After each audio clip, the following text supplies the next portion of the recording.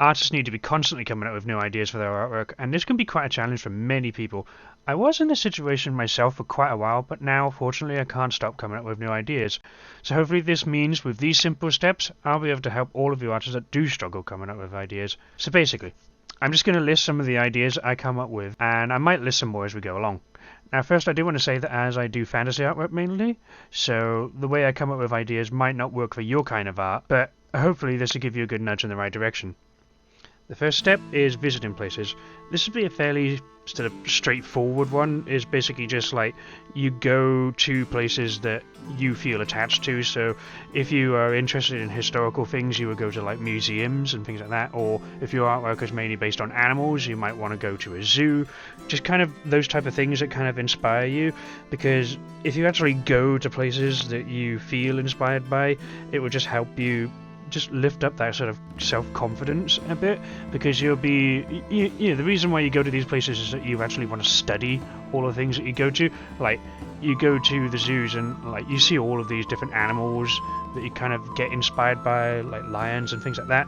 Or if you're like me and you get inspired by fantasy things, you would obviously go to places like castles, or say like a lot of these castles often have armor inside them, like an armory, and you just kind of want to go and, if you can take photos, you can take photos of the references, but a lot of these type of places often don't allow you photos, so you would just go with like a little sketchbook and things and just go and take little notes and all of that kind of stuff.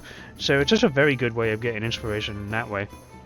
Number 2 is TVs, series, films and games. So I'm very inspired by video games and things like that, like Elden Ring, Bloodborne, Dark Souls.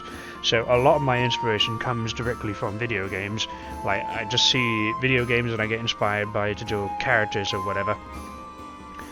So you could also get inspiration from films. So again, I'm like inspired by a lot of films. My favourite film is Hellboy 2. So a lot of the character designs that are in that I get massively inspired by.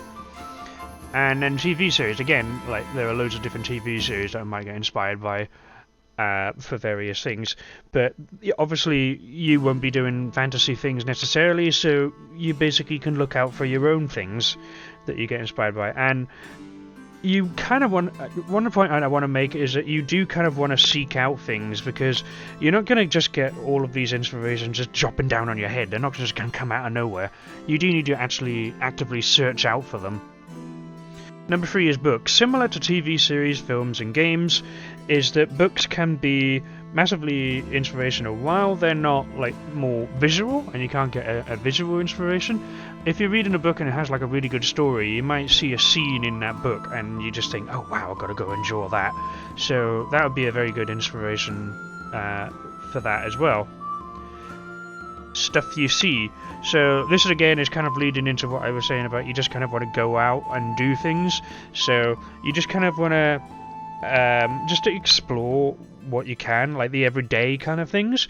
A really good example that I can think of is in, I think it was Star Wars Episode 3, there was like a behind the scenes thing that was in the disc, and it was really, really good because they were talking about the designs for General Grievous, one of the main villains in that story, and one of the artists was coming up with ideas for what it could look like, and he got the inspiration for one of his designs by looking at like a squirty bottle, like the head of the squirty bottle, and he used that for the design of the head of General Grievous for one of them. So that's just kind of an example of where you can just like grab any normal day objects and just sort of mash them into the things that you're already working on. Like this guy, for instance, he just used it as a character design. Number 5 is daydreaming.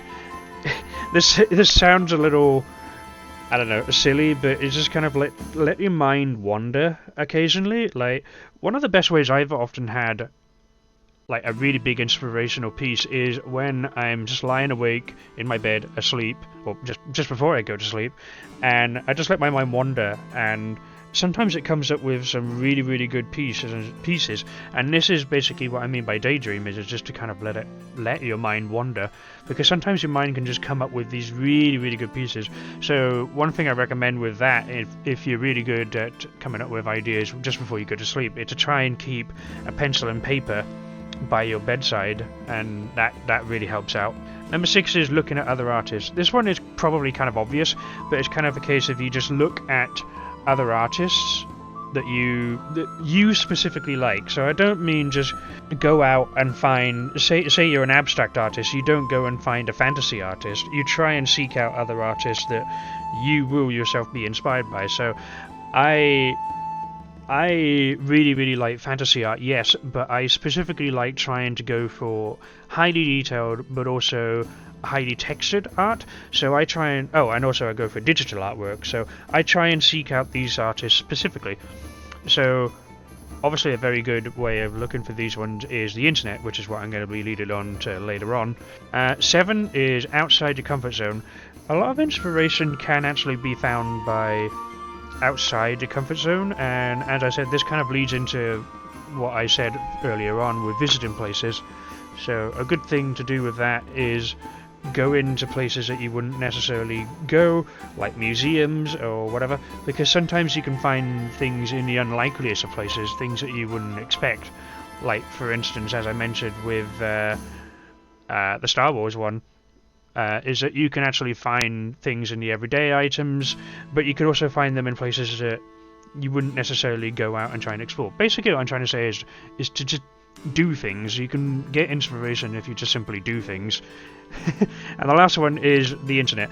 The internet is one of the best places to find inspiration, but the problem is that it can be kind of overwhelming, and there's just kind of everything there.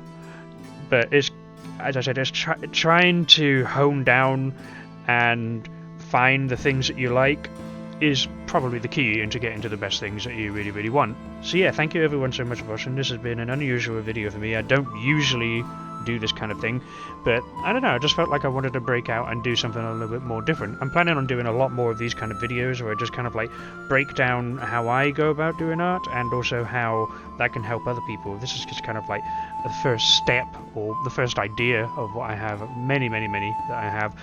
I don't know whether this first video is going to be that helpful for the majority of artists, because I think the majority of artists can kind of come up with their own ideas fairly easily. But sometimes we just kind of like get stuck, and that might be art block. Art block might be a very big part of that, but I feel like these steps might help in breaking art block a little bit. But anyway, thank you ever so much for watching the video, and if you like what you've seen, please give it a like and also subscribe, because that does help me out a great amount. So yeah, I don't really know how to end these things, so